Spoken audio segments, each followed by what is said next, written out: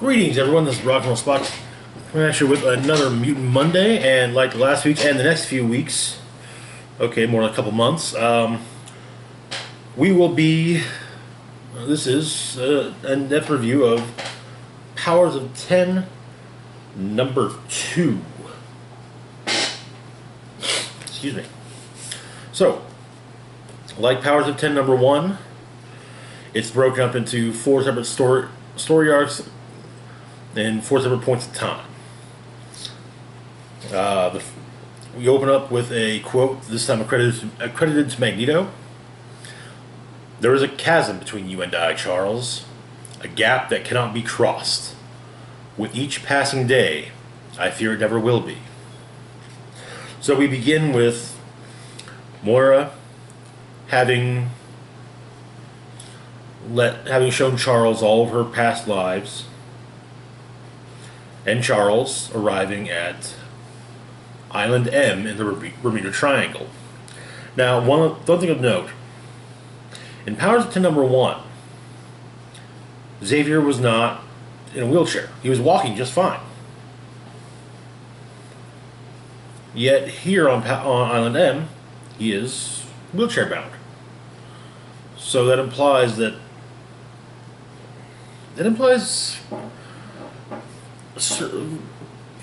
potentially implies certain things. Either A, there is a span of time between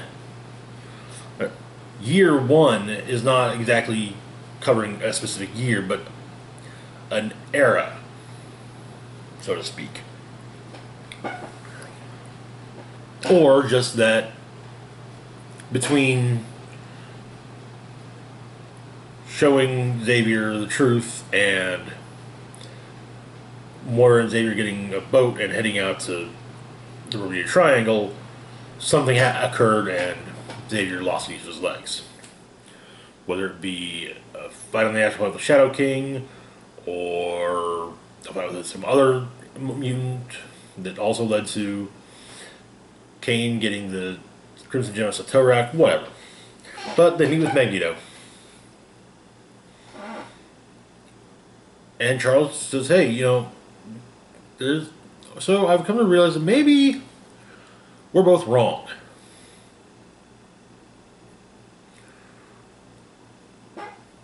And Magneto's like, you losing your faith is probably one of the hardest things I find to believe. So he asks Moira what she thinks ails the professor. And she explains that her truth is profound and life-changing and primal.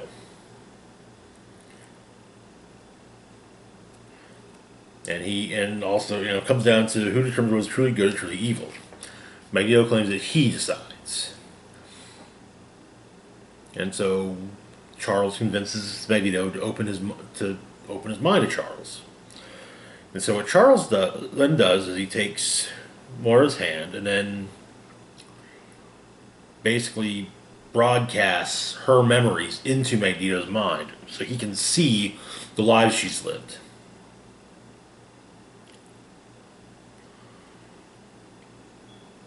So he can see all the times he's tried and failed to, do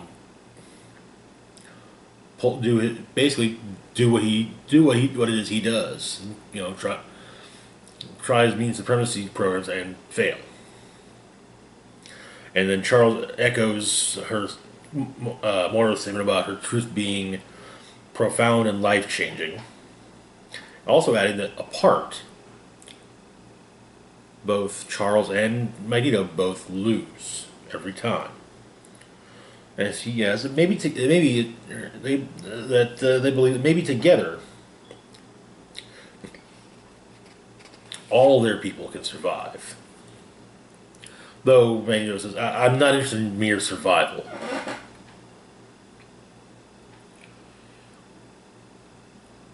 And Charles, hey, he's not either, actually. He believes that the one thing he hasn't tried yet, all of mutant kind as one, is the thing that means more than just surviving, but thriving and assuming their rightful place on the Earth. And apparently they have an ambitious and long-term plan. And they want Magneto to join them. But he says, hey, look. He's like, okay. I won't acquiesce to sympathy or doubt. I won't give an inch. I will check you at every moment of weakness. And if you falter, know that I will not. And Charles, well, okay, good. So I would expect nothing less of you. So they shake hands, and that's our year one portion. So we fast forward to now on Krakoa.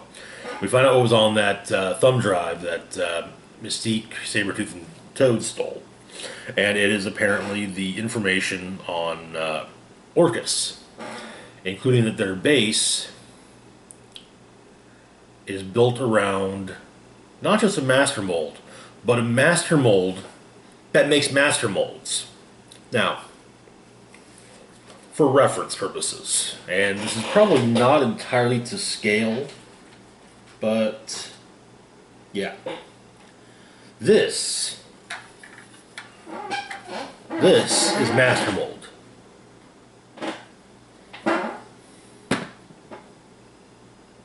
Master mold makes sentinels.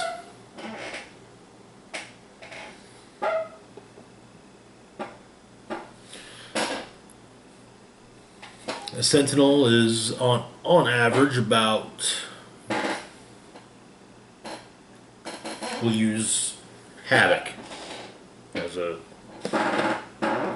that's the difference between the three.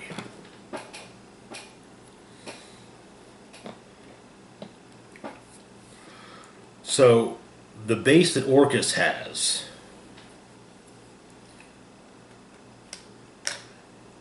is designed to make additional master molds, which will then make additional sentinels. So, yeah, that's kind of a big deal.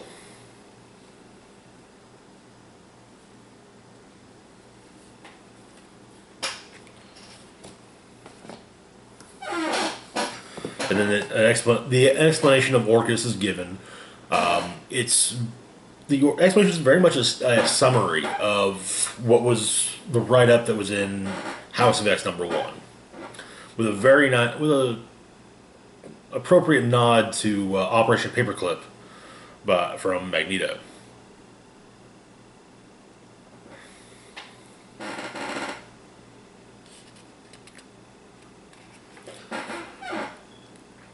And Magneto explains that they think that the scale and resources imply a paradigm shift in technology. And Cyclops kind of like, okay, next generation Sentinels, they're already built for adaptation and improvisation. What else? But it's explained that they think this is where Nimrod becomes operational. Now the X-Men have dealt with Nimrod previously, obviously. Quite a few times over the course of, I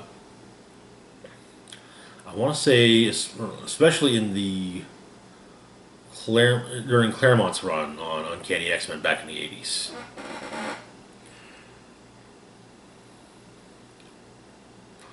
And Magneto basically lays out what's necessary to stop Orcas. A frontal assault on an orbital station tens of millions of miles away, built by a secret organization whose sole purpose is the extinction of mutants. And he asks if such a thing can be done. And when Xavier explains that it needs to be done, Cyclops says that it will be done. So now, we move on to year 100. And on Asteroid K, Wolverine, or it's possible from some of the dialogue here that maybe it's a chimera based on Wolverine, has brought Rasputin, Cardinal, and the Magneto chimera, as well as Zorn and the Krakoa Cypher chimera to their leader, who we learn is Apocalypse. And we also learn what it is that what Rasputin and Cardinal and Stylobel and Percival took from the human machine supremacy.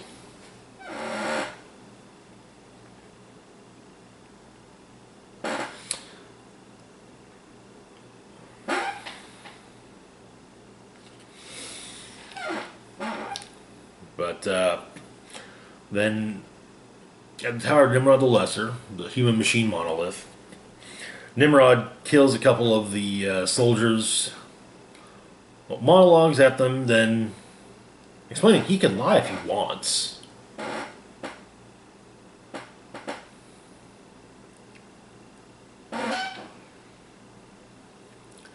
What they took was an indexing machine, which according to Nimrod is disturbing.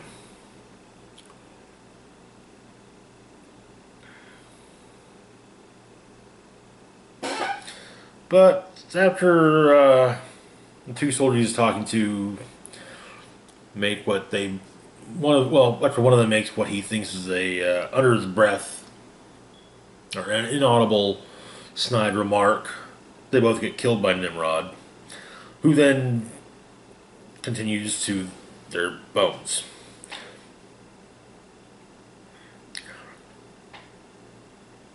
And says that the entire existence is encrypted, visible to the machine eyes.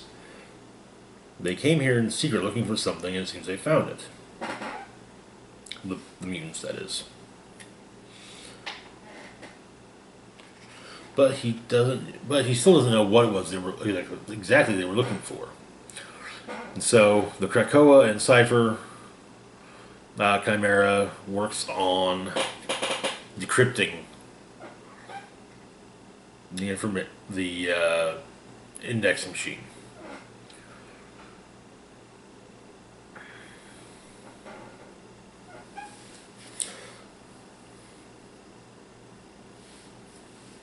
Zorn makes some comments which Rasputin finds to be fantastically depressing.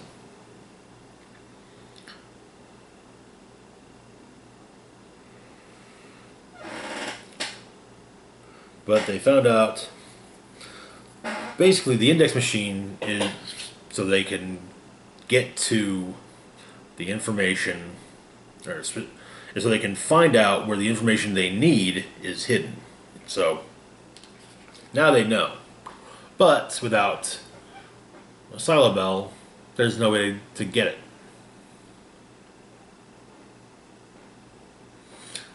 Wolverine explains it's a suicide mission, which actually has Zorn a little excited. And then there's a very interesting point made by Apocalypse. Actually, a very good point, which is something I never thought I would say. That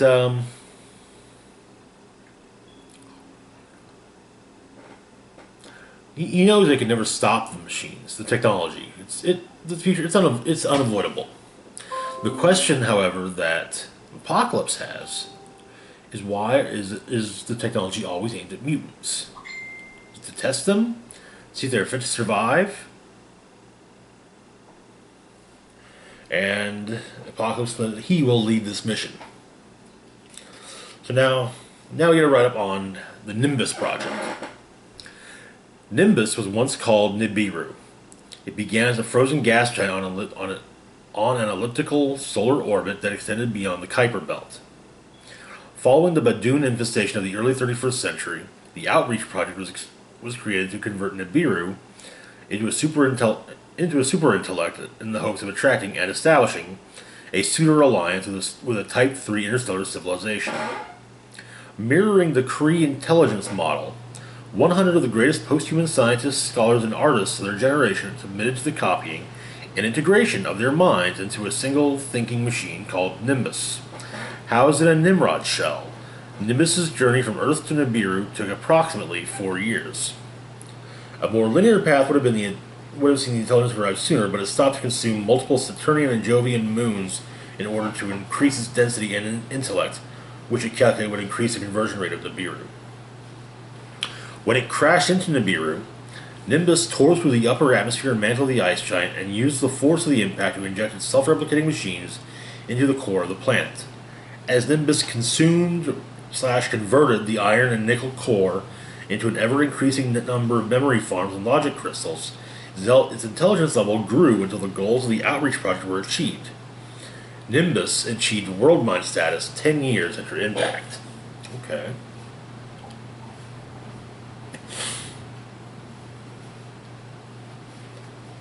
And so, now we're in year 1000. Librarian and the Nimrod drone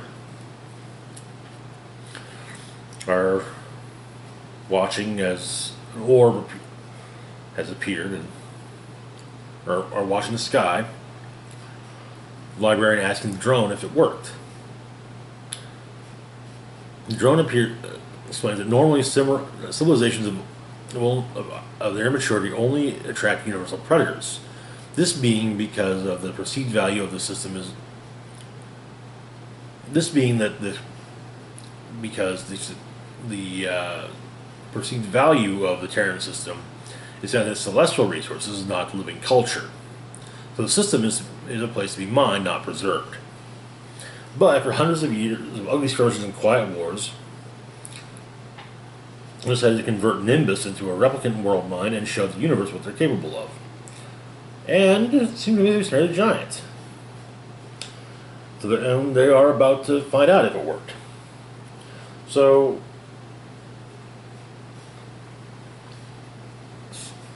three entities form, saying they're failings and they ate the world mind. They fought for sovereignty and lost, but they, Phalanx, saw the whispering gods behind it. They, Phalanx, have heard the message, and now they have their own message, which is to ask humanity what it seeks, or Earth what it seeks. I'll explain that what they seek is ascension.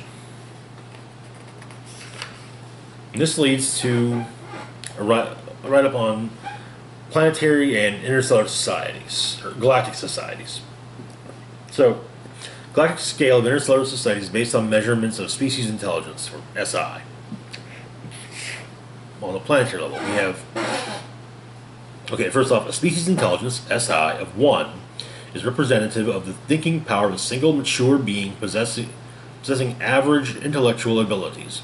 While there are wild fluctuations between species at the machine state, take, for example, the disparity between the intellectual prowess of a base Kree and Skrull, once the SI reach the intelligence level, most variations even out. SI-1, machine. A single machine mind is a direct copy of an existing sentient mind or represents the equivalent thinking power of a single sentient mind of a species. SI-10, hive. A collective of individual machines with a unified thinking power of up to 10 machines, or SI-1 machine. While there are hives composed of more than 10 machines, regardless of which species they are based on, ones with more than 10 machines working as a collective begin to fracture and deteriorate as the repressed individuality of each machine overwhelms the hive. There's a note that unlike intelligences, hives are mature individual intellects working together that were not created to naturally reach an SI beyond their machine state. Next up is SI 100 to 10,000, intelligence, as mentioned in the note on hives. An intelligence is a thinking machine created to be an amalgam of at least 100 machines acting in harmony toward a collective goal. Note, the Supremor, the Kree Supreme Intelligence, is an amalgam of direct copies of Kree philosophers and thinkers that were merged into a single intellect. While basing an intelligence of pre-existing beings is a common occurrence at this level of society, it becomes less common the further up the galactic scale. Now, the galactic types of societies, galactic. We have SI 10,000, Technarch. An artificial collective intelligence manufactured by a phalanx that was created to classify, order, and assimilate other existing societies. This removal/repurposing of societies is a Technarch's sole purpose. A Technarch exists as a singular node, often taking the shape of a world, but can be any series of planetary objects or formations, called a kvitch. Each kvitch is controlled by an alpha intelligence called a magus. Each technarch believes it is the only technarch in existence. Technarch are invisible to other technarch. It's very interesting, actually. That explains quite a bit about, well, the technarch that have been popping up at various points throughout, well, namely the New Mutant / X-Man Warlock was a member of the Technarch.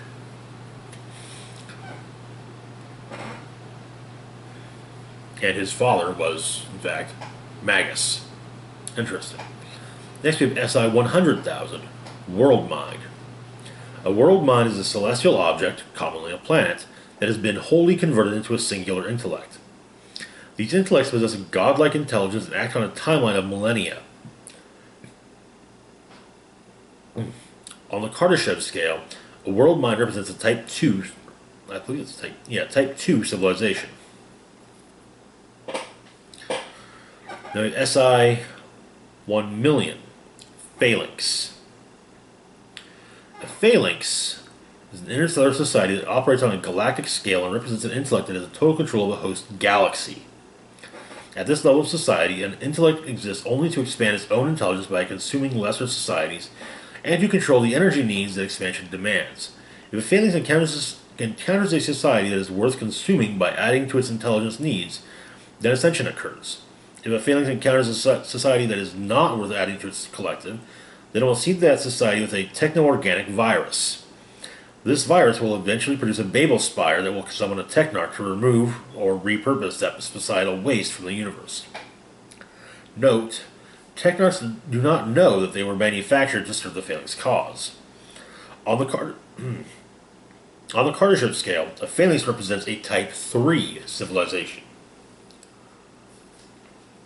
Now we have a visual breakdown.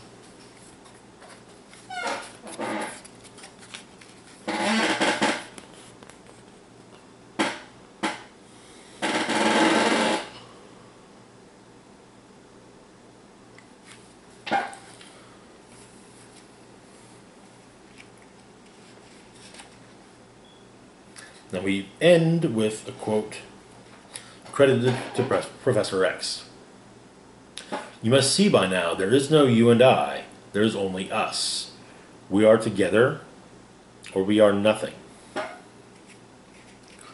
And that is where the issue ends. So, some of the various questions that have been raised by this.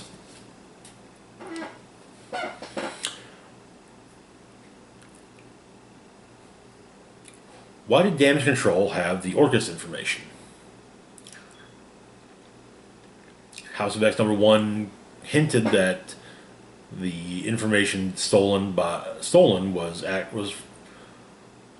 information that was being from either information from the Fantastic Four or from Tony Stark, Reed Richards or Tony Stark.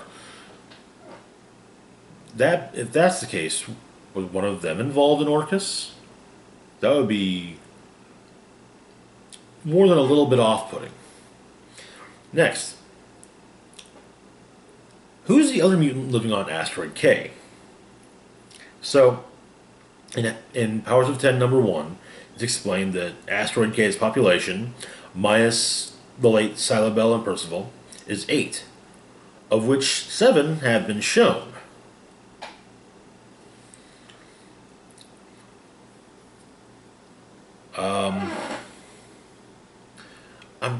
The point, once again, I'm just going to say that point that Apocalypse makes about Sentinel Tech is really a very good point. Not to wonder now, during the Phalanx, are the Phalanx the same Phalanx that have fought the X-Men and various other heroes over the years? Because that would be very interesting if they are. Then, concerning the Nimbus Nibiru world mind, is that a similar type of system to the Xanadarian world mind that is connected to the Xanadarian Nova Core? And again, that would be very interesting, and that would be interesting to know, and it would be interesting if it does turn out to be the case. Anyway, that is it for now. As always, feel free to like, share, and subscribe. Tomorrow we'll be putting up a building a team after action report from last night's sealed event, and then Wednesday will be our weekly comic book roundup. Hopefully, we'll be doing a review of Ready or Not later on this week, and following that up with a building a team for this upcoming week. That's it for now. As always, feel free to like, share, and subscribe. Hit the bell icon to be notified when I put up new content. Links to my Facebook, Twitter, Patreon, and PayPal can be found in the description box down below. This is Rock and Roll Spock signing off, saying, live long and rock hard.